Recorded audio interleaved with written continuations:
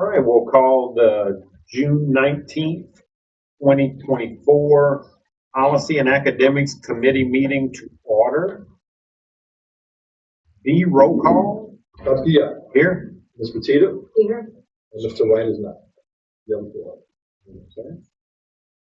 Section 2, Policy and Procedure, Proposed Policy Revisions and New Policies. Item A, to approve policy JGCF, Behavioral Health Support for Students. It is a new policy, and Ms. Delco. Yes, this is a new policy that's coming up due to legislation. So Act 324 is going to state that the school board is going to adopt some kind of regulation to identify signs and symptoms of students with behavior or emotional challenges. And then once those are identified, if necessary, identify the support services within the community, and then contact with parents with those services that we have in the community available would be. So this is all because of new legislation. Very good. All right, so motion by Ms. Fertitta, second by myself. Is there any public comment? I believe Ms. Cortez, you had stated you want to speak. We'll give you the floor first if you'd like. If you had your questions answered. I did. I do want to. If you don't mind, come to the front and in the middle. And your address is 708 Jefferson Street in Thibodaux. Yes, sir. Thank you so much, first of all, for allowing me to come up. And as I stated before, I come both as an educator here in this parish and as a grandparent of two autistic grandsons. One thing I want to comment, first of all, that I did ask Mr. Martin some questions, which he was very clear on answering, and I thank you for that.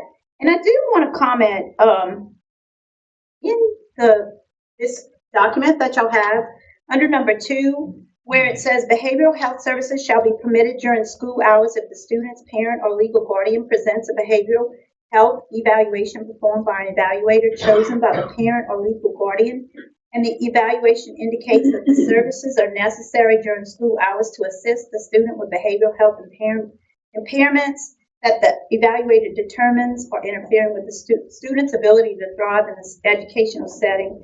I just want to thank you for providing that service, because it can be very disruptive for the teacher, for the other students, and to be able to provide a service that allows for a student who has these issues to have them addressed, and especially during the school day.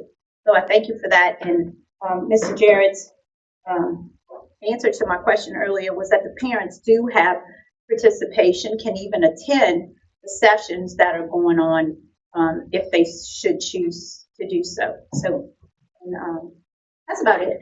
Thank you so much. Very good. Thank you, Ms. Cortez. All right. Anybody else? Please come on down.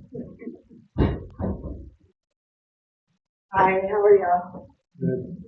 Do I need to say my name and address? As always, please, ma'am. Shanna Heritage, 466 Crossing North in Thibodaux. So there was just one thing that I noticed when I was reading, and I saw that after a second school suspension, that there would be a conference would be scheduled with the student's parents or legal guardian, and I think that's wonderful. But I didn't see where it said that. It said that a specific employee at a school should be designated to be responsible for identifying behavioral and mental health support services available in the community, and when appropriate, facilitate a referral of a student to those services for assessment and treatment. But I didn't see where the parent was included in that part. So I just wanted to see if there was, I don't know if you could answer or just look at it and see if a parent is included in that part of it. What was the intent? This is a direct lift from legislation. Go ahead, Ms. Delco. Do you want me to show you where? Yeah, no, I have it. The meeting after the second suspension is with the parent, and that's where those referral pieces come into. Yes, The person that would be designated, which is kind of already in place anyway now, provides the parents with the resources and tells them in the community what they have. It is never the school setting up an outside source for them, but giving them what their options are and telling them places that they can go. Exactly what I wanted to know. Yeah. Thank you. Yeah. And there's another, just to add on to this, and I know we answered your question, I should probably Yes, just sir. shush. We also have a practice, even absent this, where if you get a second suspension, we have a second suspension form we meet with the parents. So this is from the beginning, a parent-involved process. That's all I wanted to know. I appreciate it. Perfect. Thank you. Anybody else? All right. Any board comment or question?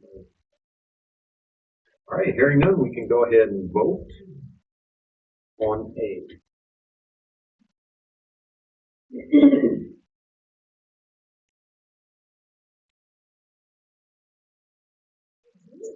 Neither one of y'all. Okay. We got this, for approval, raise your hand. All right, and it's unanimous, so motion carries. D, to approve revisions to policy JGCFA, behavioral health services for students. Ms. Delphine again. This policy is going to be revised and or new, which way, the numbers don't all change, based off of the other policy that was just created with the new legislation. So that's what this one is about. So it's to match existing policy that addressed this specifically to include comments from the US. Yes, you said that much better than I I tried. did. Thank you. I think in that format. Any questions on this item B? Oh, yeah, we'll take a motion. Please do, and I will second that. Now we can have any public, any board. All right, we can vote. You gonna try electronically again? All right, perfect.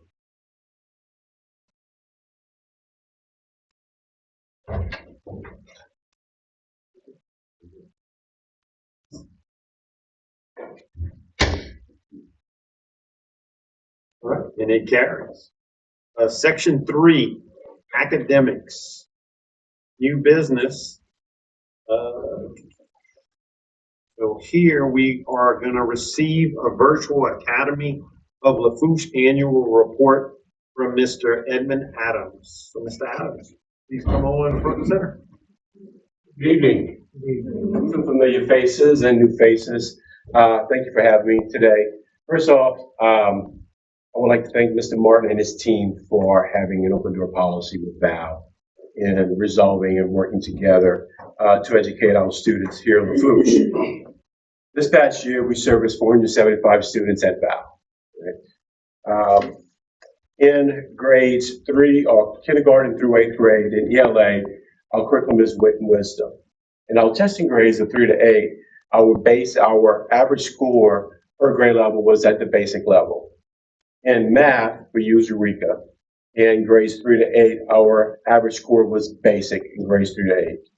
In science, in grades 3 to 5, or K to 5, we use PhD science. Our average score in grades 3 to 5 was basic. We use Edgenuity. In grades 6 through 8, average score basic. Our areas where we need to improve the most is that of social studies. And this year we are going to change our curriculum for social studies. As I go to improve those scores across the board in our testing grades. When you look at VAL overall, our report card from the LGOE was that of an 84.90 B. We're very proud of that grade because of the hard work that we put forward. Where do we need to improve? In our assessments, overall, we have a C. What we do well is that we take students in because of how we're structured and we make progress with those students. We need to work harder in getting more kids to score at grade level on our LEAP assessments. We need to work on that. We need to improve our ACT scores. So we have some plans in place for this coming school year to address those areas there. Our graduation rate is excellent, it's an A. Our strength of enrollment is an A, and our progress rating is that of a B. So VAL team has worked very hard. We're proud of the work they've done, but we're not resting on our laurels. We're continuing to work to grow as one of the many schools in the Lafourche Parish. Any questions? Thank you. Thank you very much. Mr. Henry? What plans do you have to try and improve ACT? So I met with our secondary team yesterday and today. We're going to put together a set of measures that institute ACT prep work for our students and more hands-on. We have many of our students do virtual work, right? Virtual Academy of Lafourche. So we're going to require some of our students who are taking ACT to come in at certain times and put them in front of a teacher, in front of an educational consultant to help them prepare for ACT throughout the year until we're testing with them. So instead of just leaving that prep work just solely on the student and the parent, is we'll require them to come in a seat in front of someone to assist them. Very good, thank you. And our next report is to receive a report on Bayou Community Academy. Dr. Becknell. I didn't come empty-handed. I have our report and then just a flyer that kind of shows the information that is represented in the report that's pertinent to your request. We are Bayou Community Academy. We are the charter school here, just as Edmund talked about. We have a population of about 494 students. Since our inception, we've educated about 1,600 children from Lafourche Parish. 6% of our students currently are 504 students, and 6% are currently talented and gifted. We have 3 goals that we focus on with Lafourche Parish's support, and one of those goals is to be a college and career-ready school. So with that being said, we are constantly focusing on our curriculum. We are a letter grade of an A. We've been a letter grade since 2013 with an SPS score of 106.1.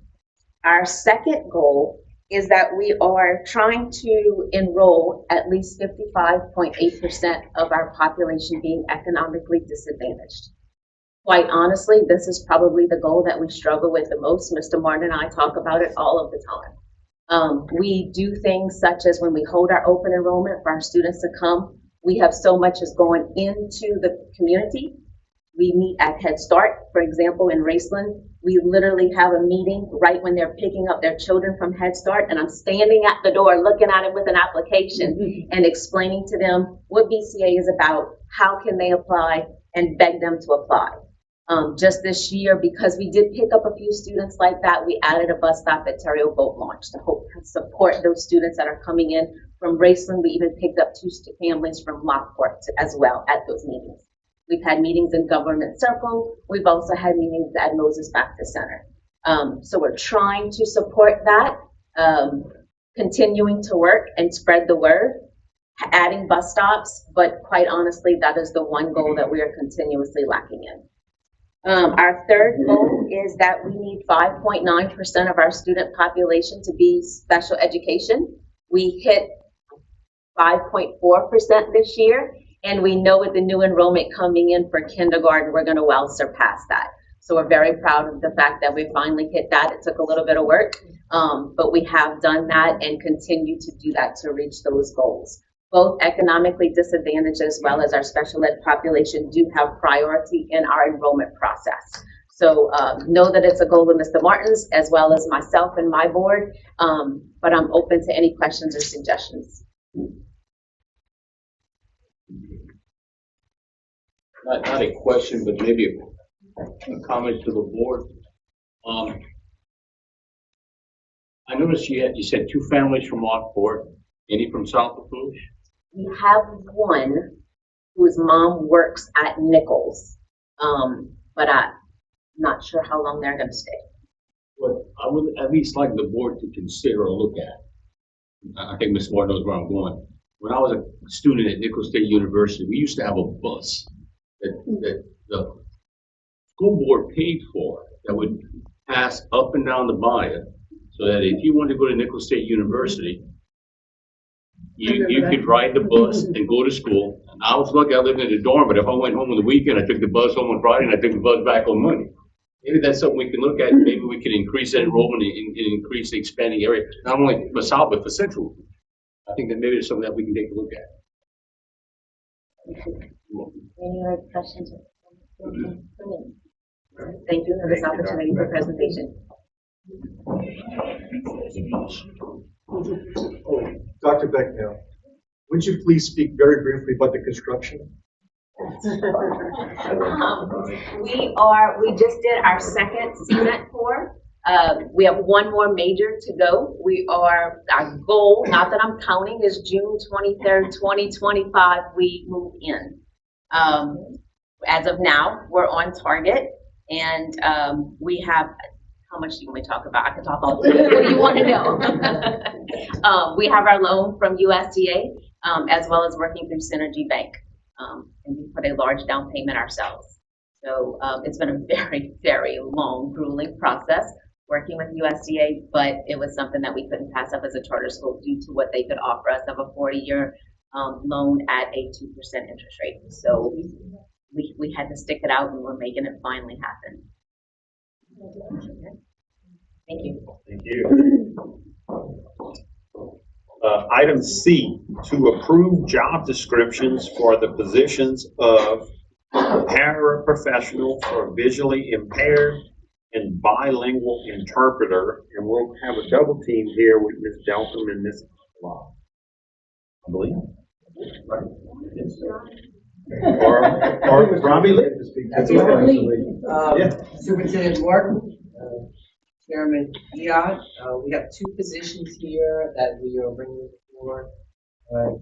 for your information, and of course, we would like you to approve. And one of those is indeed a new position. That was one that was requested by Ms. Delpham in her department. And so that is a brand new position with a new job description. Separately, Ms. Unkelod has another position. However, this position is already in place.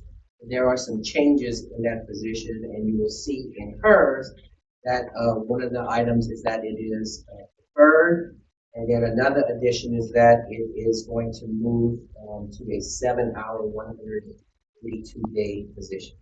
So I'm asking for your approval at this time, and if you do have questions, they are here. All right.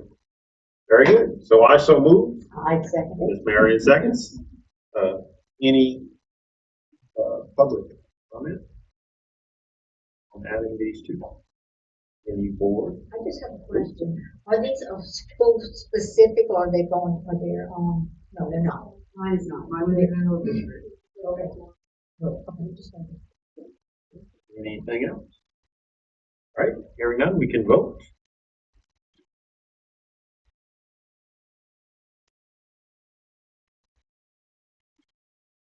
And the approval carries.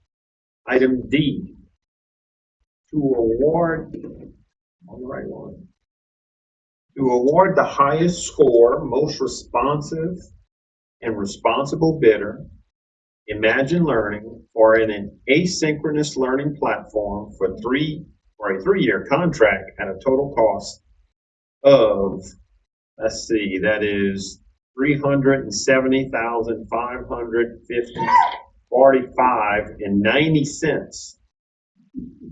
I will say so move. And she seconds it. And Dr. Billette, I think you're up. I had it wrong last time, but okay. Tagging you in. So this is a renewal.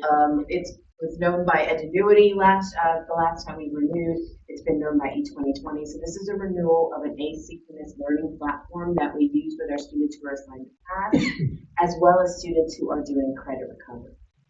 And so it's used primarily in the high schools, and again, with the students who are assigned to pass. Although we have used it at the middle school level to supplement if we have a teacher that resigned while we're looking for a replacement, we use this program.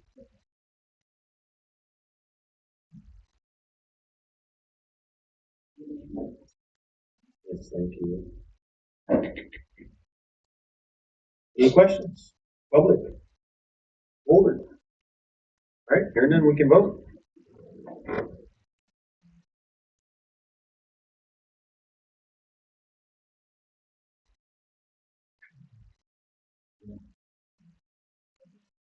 All right, motion carries. And we have no further business, so the meeting